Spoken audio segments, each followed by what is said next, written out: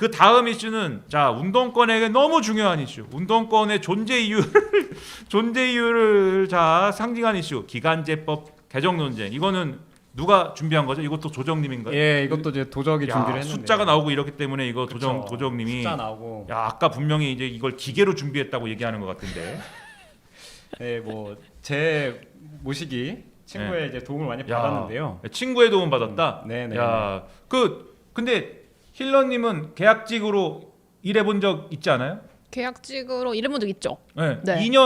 2년 채웠어요? 저는 그때 그 서울시에서 위탁하는 어떤 이제 청소년 쉼터에서 있었는데 그래서 2년을 딱 계약을 하긴 했었거든요. 2년 채우고 나서 그러면 정규직으로 전환을 시켜줬나요? 네. 그러면 모험 사례가 있네. 모험 사례가 축하드립니다. 네, 감사합니다. 공공기관이 역시 모범적이네요. 야, 그 힘들다는 2년 채우고 정규직, 맞아요. 정규직 전환. 저도 야. 진짜 그게 그때 같이 일하셨던 팀장님이 그거에 대한 그 열의가 엄청 있으셨어요. 그러니까 그거를 꼭 해야 된다. 혹시 그 팀장님 운동권 출신인가요? 아니요, 전혀 아니신데 지금 야. 완전 다른 업계에서 계시거든요. 운동권보다 훨씬 낫네. 네, 근데 그거에 대한 문제야. 엄청 그게 있으셔가지고 그거를 해내기 위해서 서울시랑도 많이 막 얘기를 해주셨던 걸로 알아요, 저는. 네. 야, 제가 볼 때는 힐러님은 이 우리가 롤플레잉 게임 보면 이제 뭐 힘, 네. 그다음에 뭐 지력, 그다음에 뭐 민첩 있잖아요. 네. 운이 높은 것 같아요. 네, 맞아요. 그런 운이- 것 같아요. 네. 운, 럭 제일 부러운 사람입니다. 네. 운이 제일 높은. 운이 높아갖고 한 번 힐 줄 때도 네. 다른 힐러는 예를 들면 이게 뭐가 잘 안 돼가지고 한 번씩 실패가 나고 그러는데 100% 성공, 그다음에 100% 주사위가 이제 최고점 이래가지고 야 최고의 힐러. 그래서 아이템 뽑으면 네. 진짜 좋은 거 나오고 오. 막 그런 적. 네. 부럽다. 나는 운 수치가 낮은 것 같은데 그래갖고 이러는 것 같은데. 근데 같은 자리에 앉아 있네요 지금. 도정님 그래서 행운이 맞는 것인지. 운은 도적이 높아야 되는데 아무튼 그러게요. 도정님도 의외로 운이 좋은 것 같기도. 아무튼 자 도정님 그래서 기간제법 얘기를 해주세요. 그러면 이제 무슨 얘기입니까 이게? 네, 이제 기간제법이라는 법이 있는데요. 정확히 말하면 기간제 및 단시간 근로자의 보호 등에 관한 법률 뭐 이런 긴 이름인데 이게 뭐 예전에 노무현 정부 시절에 만들어진 그런 법입니다. 그래서 여기 법의 핵심은 뭐냐면 우리가 이제 기간제 계약이라는 걸 하잖아요. 1년짜리 계약, 뭐 6개월짜리 계약, 뭐 한 달짜리 계약, 하루짜리 계약도 있죠. 그런 계약을 하더라도 2년 넘게 고용하면 이제 기간에 정함이 없는 계약으로 바꾼다. 말이 어려운데 정규직 키워준다는 얘기지 뭐. 정확히 얘기하면 무기계약직. 이게 무기계약직. 무기계약직이 더 어려운 네. 말로 변하게 되는데 이무기가 그러니까 이제 아닙니다. 뭐 이무기가 특별한 일 아니다. 없으면 안 잘리는 사람으로 변한다. 네. 정년까지 다닌다 이거죠. 그런 사람으로 이제 간주해야 된다라는 이제 조항이 들어갔습니다.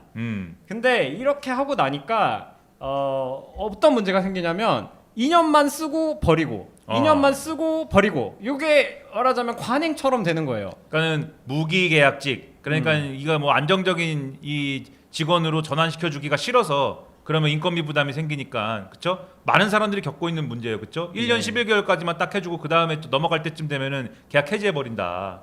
네, 그래서 이제 모든 계약직의 기준 기간이 2년이 되는 그런 상황이 발생을 하니까 이재명 대통령이 이런 얘기를 합니다. 전부 1년 11개월짜리로 고용해놓고 2년을 넘기지 않는다. 3, 4년 했으면 좋겠는데 법조항이 오히려 장애가 된다. 이런 얘기를 하면서 갑자기 뜬금없이 이 기간제법에 대한 공론화를 시작을 하시고요. 원래 이제 대통령이 한마디 하면 일사불란하게 움직이는 게 지금 이 또 정부 아니겠습니까? 이건 뭐 어느 정도나 그렇죠 뭐. 대통령의 말이 뭐 그 오죽하면 제왕적 대통령제라고 합니까? 그렇긴 한데 근데 그 윤 씨 때는 뭐 그 정도는 아니었던 것 같기도 하고 왜냐면 지시가 없었던 것 같기도 하고요. 지시가 구체적이지 않아. 네, 지시가 불분명하거나 다음 날 바뀌거나 뭐 그리고 내가 그랬나 막 이러기 때문에 이게. 그렇죠. 문재인 정부도 잘 모르겠고요. 문재인 정부도 네. 초반에는 셌습니다. 뒤로 가면서 이상해진 거. 네, 박근혜 아이고 그만하겠습니다. 뭐 네. 돌이켜 보면은 이재명 정부가 그 뭐 추진력 하나는 센 것 같은데요.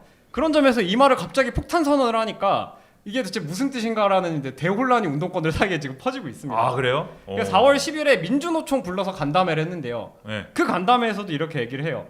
이 제도가 본래 상시고용 동료 취지를 상실했다고 하면서 사실상 2년 이상 고용 금지법이 돼버렸다. 맞지. 그래서 노동자를 보호하기 위한 정책이 종국에 노동자들에게 오히려 피해를 끼치는 경우가 있다. 라고 하면서 요 법을 지금 얘기를 한단 말입니다. 그거 맞지 않습니까, 일러님? 이 말이 맞지 않아요? 그렇죠. 네. 지금 뭐 다 1년 11개월로 해서 이제 주변에 그런 사람들 많아요? 진짜 많죠. 네.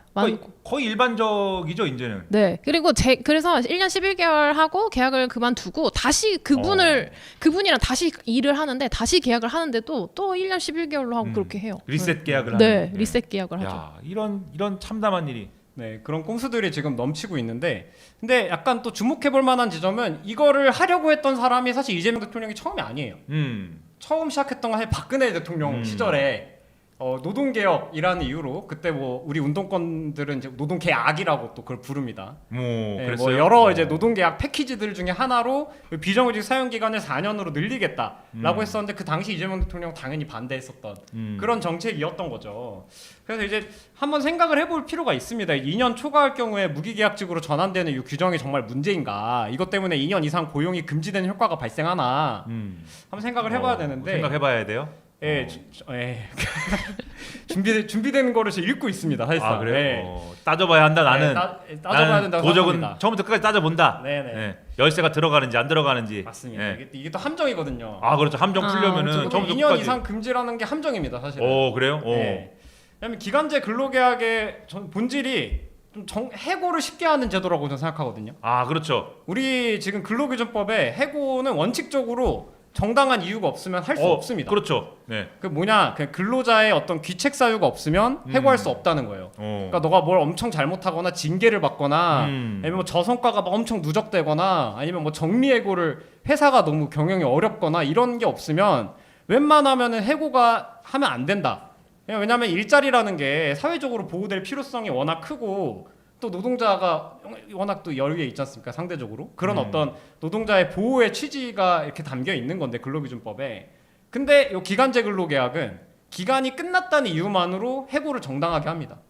실제로 그 일은 계속해요. 누군가 그 일을 하긴 할 건데 너 해고야. 왜요? 너 이제 기간 끝났어. 다음 사람이 들어올 거야. 사실 이게 해고의 일종이란 말이에요. 그렇죠. 자기 의사에 반해서 근로계약을 종료하는 행위인데 해고를 함에 있어서 어떤 귀책사유도 없고 잘못도 안 했고 난 일 잘했는데 기간 만료란 이유만으로 해고가 가능해지는 거예요. 그러니까 해고하고 싶을 때 해고하는 효과가 있는 거죠, 이게. 그렇죠. 근데 그렇기 때문에 요거를 제한을 둔 거는 그렇게 하고 싶어도 2년까지만 해라 라는 의미였던 것인데, 물론 이제 그 당시에도 이거에 대해서 비판이 되게 많았지만 근데 이거를 4년으로 늘리면 어떻게 되냐. 그러면 그걸 이제 뭐 4년까지 보장해주고 4년째 자르겠어요? 그럴 것 같습니까? 어떨 것 같으세요?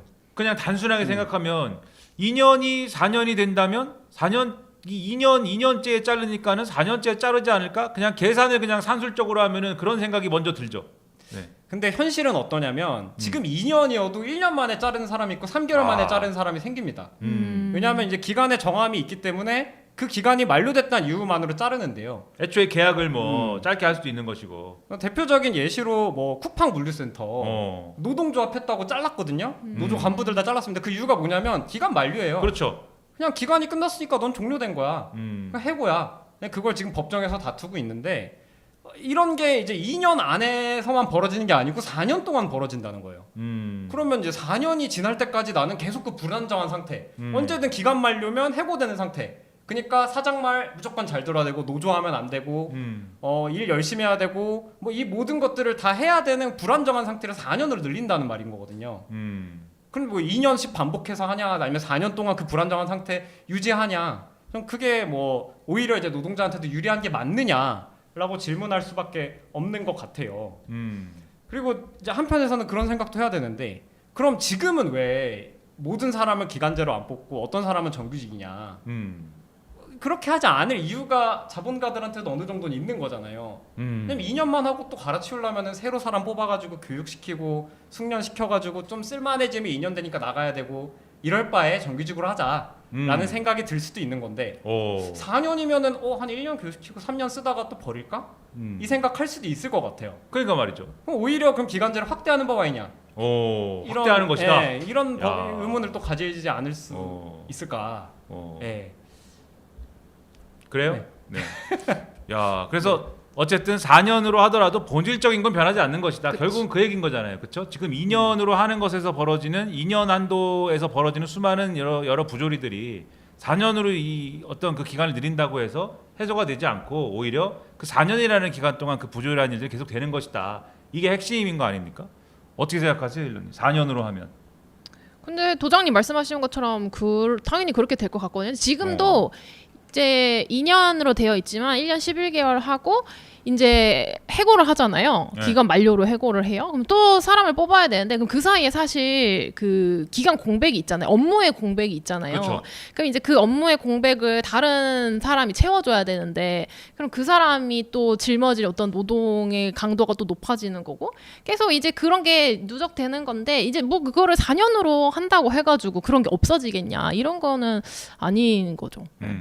고통의 시간만 2년에서 4년으로 늘어나는 거죠. 그게 기준이 그러니까 일반적으로 이제 이게 워낙 이제 2년 안 채우고 그냥 잘리고 2년 안 채우고 잘리고 뭐 언제든지 또 계약직이니까 잘리고 뭐 이게 일반화되다 보니까는 아 그러면은 2년이 아니고 4년이 되면 기간이 늘어나는 거네 이렇게 생각하기 십상이지만 사실 기준을 이 고용이 안정된 상태를 디폴트로 놓고 봤을 때 보면은 이 불안정한 상황을 법으로 이제 2년으로 이제 해놓은 것인데 지금은 법으로만 보면 그거를 4년으로 해놓는다는 것은 어떻게 보면은 더 불안정한 기간을 늘리는 것 아니냐 이렇게도 볼 수 있는 거 아니냐 그 얘기인 거잖아요 지금. 네, 맞습니다. 그러니까 이게 저는 항상 이런 이제 좀 이 요런 부분들을 볼 때 서글픈 게 법은 어쨌든 그런 취지로 만든 게 맞단 말이죠. 기본적으로는 어쨌든 고용 안정을 네. 이 도모하게 돼 있고 일종의 예외적인 상황으로서 어쨌든 이 2년의 이런 한도를 두고 뭐 이런 개념으로 처음에 접근한 거잖아요. 근데 이 현실에서는 거꾸로 그걸 활용하고 있는 거지 않습니까? 다 이런 것들이 너무 많은 것 같아요. 뭐 예를 들면은 파견 노동 같은 것도 그렇죠. 파견법을 처음 만들 때 분명히 이 어디에만 가능하다라는 거를 해놨잖아요. 파견 노동도 워낙 많이 하죠. 파견 뭐 저도 옛날에 이제 아르바이트 하러 갔어요. 컴퓨터 모니터 공장입니다. 컴퓨터 모니터 공장에 가서 모니터를 이렇게 박스에 넣어가지고 이제 포장해가지고 근데 그 컴퓨터 모니터 공장에 취직을 한 게 아니고 이 파견 업체에 취직을 했는데 파견 업체가 이제 거기를 보낸 거죠. 그렇죠. 그래서 거기서 이제 뭐 말도 안 되는 트집을 잡아갖고 뭐 싸우고 그만두긴 했는데 그러니까 아무튼간에 그 파견 업체도 근데 사실 어느 영역에 파견해도 되는지는 정해져 있잖아요. 사실 컴퓨터 모니터 공장에 파견하면 안 되잖아요. 파견 노동자를 제조업은 안 되죠. 그래서 안 네. 되잖아요. 그냥 막 한단 말입니다. 그냥. 그러니까 이 노동과 관련된 이런 법률을 그냥 예사로 그냥 어기면서 다른 예를 들면은 또 노동자가 자기의 어떤 이익을 위해서 노조를 결성했다든지 노조 관련 활동을 했다든지 이런 거에는 법을 위반했는지 안 위반했는지 애매한 것들을 다 법 위반으로 걸어가지고 이걸 탄압을 하는 이런 걸 보면은 울분이 느껴진다 이거예요. 근데 아무튼간에 이번 기회에 그러면은 요게 이제 문제라고 하면은 지금 정부의 분명한 어떤 논의의 포인트가 2년을 4년으로 늘리는 거 하나에 뭐 이렇게 포인트가 딱 꽂혀 있는 건 아니거든요. 그냥 그거는 이제 여러 가지 얘기 중에 하나로 나오는 거고 이재명 대통령이 또 얘기한 것 중에 비정규직은 돈을 더 줘야 된다 이것도 있어요. 뭐 그런 얘기에 대해서 어떻게 생각하십니까? 그게 이제 소위 공정수당이라고 하는데요. 이미 이재명 대통령이 경기도지사를 하던 시절에 도입했던 바가 있는데 계약 기간이 짧을수록 수당을 더 얹어서 주는 약간 그런 아이디어인 거죠. 그러면 이제 비정규직을 기간제로 조금 짧게 쓰는 게 돈이 많이 드니까 좀 오히려 덜 쓰게 만들어야 된다. 그리고 더 보상을 더 줘야 된다. 불안정하니까 이런 아이디어인 것인데 한편에서는 지금 구조 자체가 이렇게 노동시장이 좀 이렇게 양극화되어 있잖아요. 한쪽은 비정규직 되게 불안정하고 저임금에 막 이런 낮은 신분인 사람인 것들처럼 있고 한편에선 정규직의 뭐 안정된 고용에 높은 임금 이런 구조가 되어 있는 상황에서 이 공정임금, 그러니까 공정수당이라는 거 한 푼 더 얹어주는 게 이 구조를 합리화하는 거 아니냐 이런 비판도 저는 좀 가능할 것 같고 다른 한편에서는 이게 기간제법의 가장 큰 문제가 그 고용 불안정이라는 것인데 이 고용 불안정은 전혀 건들지 않는 문제가 사실은 있죠. 그래서 저는 물론 이 공정수당부터 일단은 공공기관이 도입했으면 좋겠습니다. 공공기관부터 시작을 해야죠. 일단 현실이 뭐 이러니까. 네, 공공부터 일단은 뭐 지금 최저임금 받고 계신데 최저임금보다 더 쳐주는 그런 공정수당이라도 더해서 이 기간제 노동자들한테 보상을 해라. 뭐 그거는 일면 가능한 얘기인데 이제 근본적 해결책은 되지 못하는 것 같다. 그래서 노동계에서는 보통 이런 얘기를 합니다. 기간제 쓸 거면 이제 기간제 안 하지 말고 사유를 제한해라. 뭐 기간제를 쓸 수 있는 사유를 정해라. 뭐 정말 뭐 그 일의 기간이 정해져 있어서 그때면 끝나는 사업이라서 일이 끝나면은 고용도 끝날 수밖에 없는 뭐 그런 사업이라든지 정말 임시적으로 잠깐 뭐 예를 들면 육아휴직을 갔다 온 사람의 대체자라든지 뭐 이런 사유가 있을 때만 쓰게 해라. 이런 주장을 지금 20 몇 년째 하고 있는데 실제로 요거에 관철될지는 저는 좀 미지수인 것 같아요. 왜냐면은 요 기간제법 요 논의도 한편에서는 단순히 노동 정책이 아니라 경제 산업 정책으로 좀 지금 구상되고 있는 그런 상황이거든요. 왜냐면 제가 이 얘기를 처음 어디서 들었냐면 이게 이름이 좀 어려운데 경제 자문 회의? 어려운 국가 자료를 경제 자문 회의 뭐 그런 게 있습니다. 아 그런 게 있어요? 헌법에 그게 있다는데 국가 경제 이렇게 가야 됩니다라고 대통령한테 이렇게 고나리질하는 여러 사람들이 거기서 자료를 와서 이렇게 뭐 훔쳐왔어요? 자문을 좀 하는데 거기에 나오는 AI 대책 중 하나가 이 기간제법 개정이에요. AI 대책인데 기간제법 개정이에요? 예, 이미 우리가 지금 너무 경직돼 있으니까 AI에 대체될 사람 쉽게 교체하고 이렇게 유연하게 가야 된다. 이게 좀 전제가 되어 있는 건 거죠. 근데 이 정부가 지금 AI 드라이브를 걸고 있는 상황이기 때문에 이게 과연 노동 정책만으로 해소가 될 것인가 아니면 이게 전체 산업 방향과 이 AI 도입에 따른 이 충격을 우리 사회가 어떤 식으로 이거를 부담할 것이냐의 측면에서도 앞으로 좀 전선이 넓어질 것으로 생각이 됩니다. 그러니까 일종의 이제 AI를 핑계로 한 이제 그 고용 안정을 훼손하는 쉽게 얘기하면은 이제 그 유연화지 않습니까? 고용 유연화를 도입해야 된다라는 핑계가 옛날에는 뭐 효율성도 있었고 뭐 여러 가지를 이유를 들어서 했는데 지금 이제 AI가 이제 새로운 핑계가 된 건데 그러면 그 힐러닝 같은 경우 돈을 더 줄 테니까 지금 시스템대로 계약직을 해라라는 것과 네. 돈은 더 주지 않지만은 그래도 그 무기 계약직을 시켜주겠다 어느 걸 선택할 것 같아요? 그러니까 이게 저는 이제 돈을 더 준다고 하는 이게 그러니까 그냥 시장주의 논리적으로 그냥 이제 돈 더 줄 테니까 뭐 그렇게 가능한 거 아니냐 그러니까 이런 관점인 것 같아요. 근데 이게 뭐 지금의 여러 사람들한테는 선택권이 될 수도 있을 것 같기는 한데요. 근데 저는 그래도 그냥 무기 계약직으로 있겠다. 뭐 역시 고용 안정이 훨씬 중요하다. 당장 이제 어떤 그 임금 인상이 되는 것보다. 네, 그러니까 안정된 그러니까 고용 불안이라는 불안감을 하나 걱정을 덜면 제가 제 인생을 살 때 뭔가를 설계를 하거나 할 때 이 불안이 없으면 다른 걸 더 할 수도 있는 거잖아요. 그렇죠. 그러니까 그런 차원에서 보면은 아무리 돈을 더 준다고 해도 뭐 잘릴 거를 생각한다면 그 불안감을 안고 산다면 무기 계약직이 전 선택할 것 같아요. 그렇죠. 근데 많은 사람들이 아마 그럴 거예요. 근데 이거를 이 담론의 차원에서 보면은 이거를 완전히 이제 왜곡해가지고 거꾸로 갖다 놓는 이런 담론이 사실 굉장히 만연해 있다고 저는 생각을 해요. 이게 어디서 나타나냐면 새벽 배송에서도 나타나고 모든 노동 이슈에서 나타나는 게 예를 들면 주 52시간제에서도 나타났고 다 나타났어요. 이 국가가 예를 들면은 주 52시간으로 뭐 이 노동 시간을 제한한다든지 주 52시간도 사실 뭐 제한한 뭐 그게 뭐야 아무튼간에 그 제한한다든지 그 다음에 새벽 배송을 못하게 한다든지라고 하는 거에 대한 반대 논리를 세울 때 노동자들이 지금 돈이 없어갖고 이 돈을 많이 벌어야 되는데 니들이 노동 시간을 줄이거나 노동을 못하게 금지시켜가지고 돈을 못 벌게 됐지 않느냐. 그래서 돈을 노동자들이 자유롭게 이렇게 일하고 싶은 시간에 자기 건강을 훼손해가면서 그러니까요. 돈을 벌 수 있어야. 그리고 이게 사실 이 비정규직 얘기도 사실 처음에 도입할 때 마찬가지 얘기였거든요.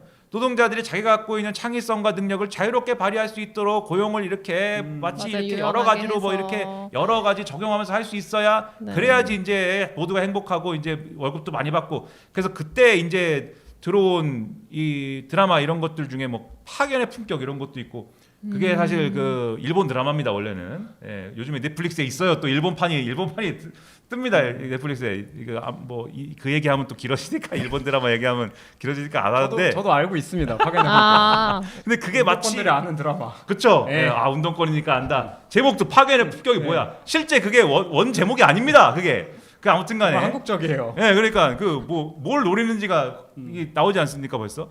그런 담론을 동원했지만 그때 사실 민주노동당을 제가 이제 하고 있었는데 민주노동당의 담병호 의원님 이런 분들이 그때 환노위에 있고 이랬는데 막 이걸 이 테이블을 붙잡아 가면서 통과를 안 시키려고 그랬어요. 이거를 막 붙잡아 가면서 안 된다고 하고 그때 주장했던 게 사실 사형사유 제한입니다.